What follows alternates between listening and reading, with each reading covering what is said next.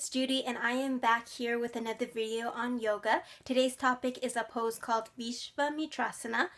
In English, it basically translates to the pose dedicated to the sage Visvamitra. Please remember to practice with mindfulness, so no forcing of your body into awkward shapes, just only go as far as your body will allow. Prepare the body by taking some sun salutations. Warm up your shoulders and side body with some reaching poses like gate pose, side angle pose, sundial or compass pose, and whatever pose that Sean Korn is doing in this magazine will help you open up the shoulders. Create openness through the hips with some warrior twos, some tree poses. Notice the side bend, and also take half splits or full splits once you're a little bit warmer.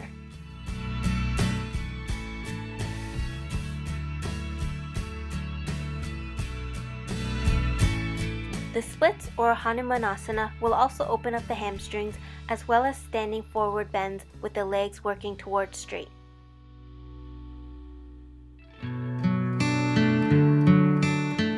You may want to consider a little bit of arm balance, not too many nor for too long because you don't want to exhaust yourself before taking Visvamitrasana. You still get the work in your arms from Chaturanga in sun salutations, so at most I would probably recommend side plank because it's got the weight balanced between the bottom foot and one hand.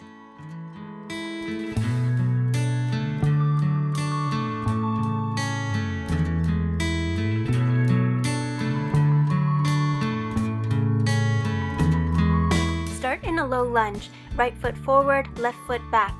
Feet aren't one behind the other, but rather hip-width distance apart. Begin nestling your front shoulder underneath your knee, getting the thigh up as high as you possibly can, as if you were trying to wear your front leg like a backpack. Firm all four corners of your back foot into the ground and lift the heel of your front foot. Root your right hand into the ground as you become light on your front tippy toes.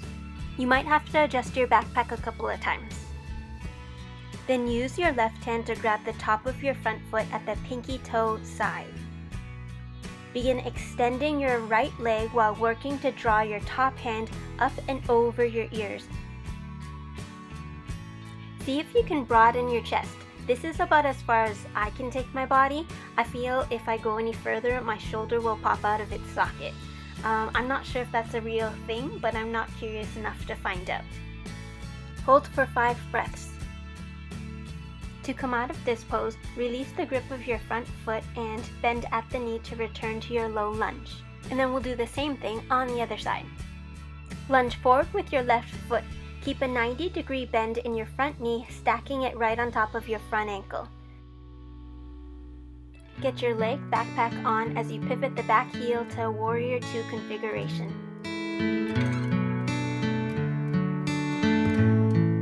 Keep the inner thigh glued to your shoulder.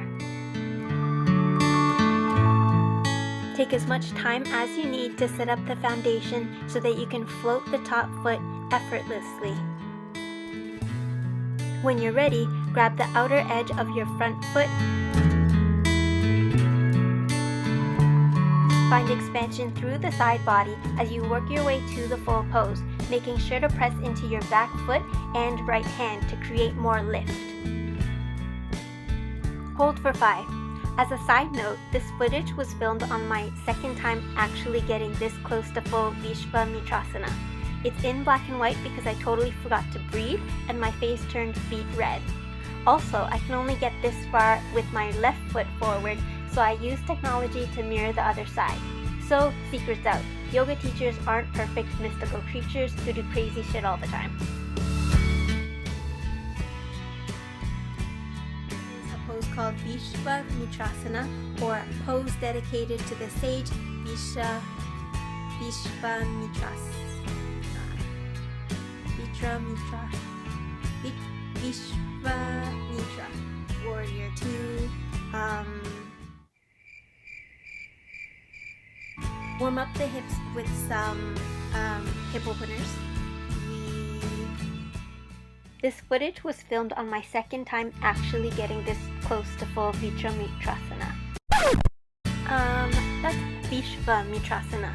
Man, I can't even remember the pose name.